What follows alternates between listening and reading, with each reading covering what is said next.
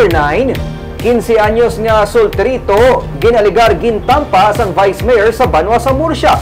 Ginareklamo nga opisyal naghimutig sang alegasyon kag nagpahayag nga politika ang sa likod sini.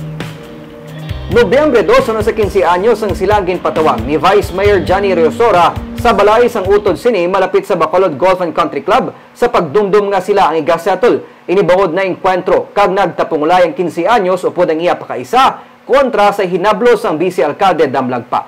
Wala nila ginpaabot nga tampaon siya ni Riosora. Pero sunod sa Vice Alcalde, iya lamang ginkapta ng baba sang 15 anyos. Nagsettle na kontani ang mga partido. Nagpadulong sa provincial capital ang 15 anyos kag diya sini. Sunod kay board member Andrew Montelibano, naghinyo sang iya nga bulig ang natungdan kag bilang opisyal iya ini nga aksyonan. Nag-report na sa Women and Children's Protection Desk ang 15 anyos kag sa iya nga medical legal result nakabutang nga mayara sang swelling o kun paghubag sa nato nga bahin sang iya nga guya. Kung pasakaan man siya sang reklamo sunod kay Riosora at tubangon niya ini. Kung may pitsukono ka, nakaparakaso ka? Naka-enkwentro? Anong tabi? Oo, iya, inablos. Nag-away ka mo? Oo. Sa din, mo nag-away? Sa may golf country club. Sa din? Golf. Sa mo siya? Oo. Okay. Tapos, anong tabo? Tapos balik ko naman luwat sa balay. Ang bichor, naging ko to. Ito pag atag ko siya, nakabot na ako sa golf. Pag atag ko siya, rekta ako, tampa. Actually, na-settle na natin.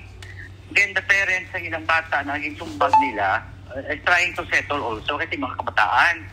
Hindi nga issue, ginasakyan lang sa isa ka politiko who's trying to break our reputation in municipality.